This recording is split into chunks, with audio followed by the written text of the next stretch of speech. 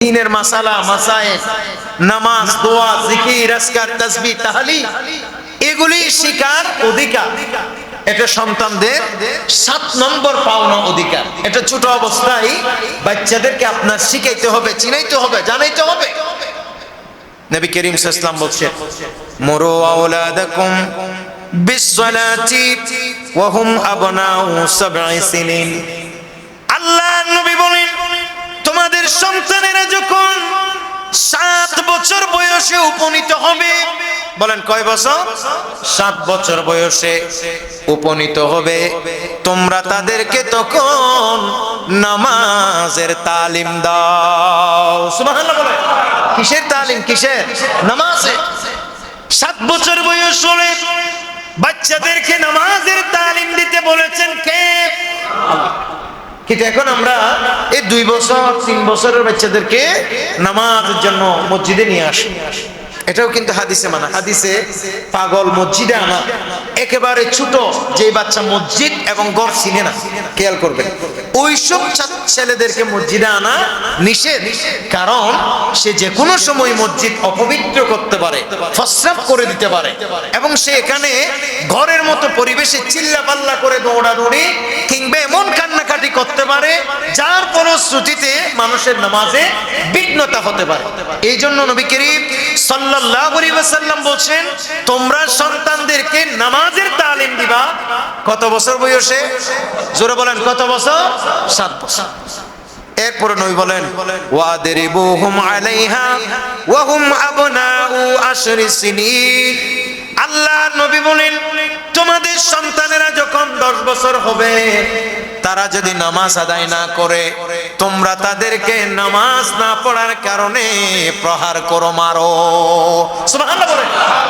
কয় বছর বয়সে? 10 বছর। নবী করিম সাল্লাল্লাহু আলাইহি ওয়াসাল্লাম বলেন, 7 বছর বয়সে ছেলেদেরকে তোমরা নামাজের আহ্বান করো, নামাজ পড়তে বলো। আর 10 বছর যদি হয় নামাজ না পড়লে তোমরা তাদেরকে মারো। সুবহানাল্লাহ বলে। এটা নবীর নির্দেশ। বলেন না, নির্দেশ কার? নবী করিম সাল্লাল্লাহু আলাইহি ওয়াসাল্লামের নির্দেশ। আমি যদি আপনাদেরকে জিজ্ঞেস করি, এমন কয়জন বাবা আছেন এখানে নামাজ না পড়ার কারণে মারছেন 10 বছর বয়সে? হয়তো আমি পাবো, গোটা এলাকায় যদি 500 মানুষ থাকেন, হয়তো আমি 2 জন পাবো এমন বাবা যারা ছেলেকে 10 বছর বয়সে নামাজ না পড়ার কারণে আপনি মারছেন।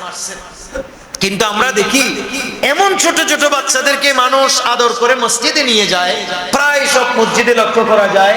এমন কি এটা শরীয়তের মাসালা বলতে গেলে যে হুজুরে বলে তারেও মানুষ ভুল বুঝে, যে মানুষ নিষেধ করে তারেও মানুষ ভুল বুঝে, বলে একদম ছোট বাচ্চা দেখতে পারে। আসলে বিষয়টা তো দেখতে পারা না শরীয়তের মাসালা। কথা বলে না, ঠিক না বেটি? কিন্তু দেখবেন 2 বছর বয়সে মসজিদে আদর করে আনছে, 3 বছর বয়সে মসজিদে আদর করে আনছে, 4 বছর বয়সে মসজিদে আদর করে আনছে, 5 বছর 6 বছর বয়সে যখন মসজিদে আদর করে আনছে, ওই 7 বছর অর্থাৎ ছেলে যখন একটু একটু বড় হচ্ছে, ছেলে যখন একটু একটু যখন বুঝ জ্ঞান শিখতেছে, ছেলে যখন নিজের পায়ে নিজে হাঁটতে পারতেছে, তখন বাবা নামাজের কথা বলবে দূরের কথা, নামাজ পড়তে বলবে দূরের কথা, মসজিদে আসতে বলবে দূরের কথা, তাকে জীবনে কখনো একটিবারও নামাজ পড়ার নির্দেশ দিছে না। কথা বলেন ঠিক কিনা? এরকম মনে 10 বছরে মারবে দূরের কথা, বাচ্চা যেটার কুলে নিয়ে আনতে হয় এটা মসজিদে আনতেছে, আর যেটা বড় বাচ্চা এর ঘরে সুন্দর করে তালা মারে ঘুম নিয়ে দিছে। কথা বলে না, ঠিক না বেটি? বেশি বা আমি জিজ্ঞেস করলাম, আপনারা প্রত্যেকেই বাবা, আসার সময় আমি যদি বলি আপনি যে জুমায় এসেছেন সন্তানকে ডাকছেন, এরকম হয়তো 2-4 জন বাবা বলবেন, হ্যাঁ আমি আমার ছেলের বলছি নামাজে আসো। হয়তো 2-4 জন বাবা বলেছে, কিন্তু অধিকাংশ বাবাই চলে আসছেন, বলছেন মনে মনে চলে যাবে। কখন আসবে? ওই আমি খুতবা থেকে নামার সময় অথবা খুতবাতে ওঠার সময় হয়তো দৌড়ে দৌড়ে আপনি আসছেন কত সকালে, এ আসবে ওই সময়। কেন? আপনার তাগাদা পাই নাই, আপনি তাকে ডর লাগান নাই, আপনি তাকে খুতবার গুরুত্ব, মসজিদে তাড়াতাড়ি আসার গুরুত্বটা আপনি তাকে বুঝান নাই। এজন্য আমরা বেশি ছোট অবস্থায় নামাজের তালিম দিই, ধীরে ধীরে যখন বড় হয় 7 বছরের পর হয় তখন তালিম, নামাজের তালিম কমাই ফেলি। কথা বলে না ঠিক নেবে ঠিক? আমরা কি হাদিসের পক্ষে না বিপক্ষে? এ পক্ষে হইলে কি হবে, আচরণে তো সব বিপক্ষে।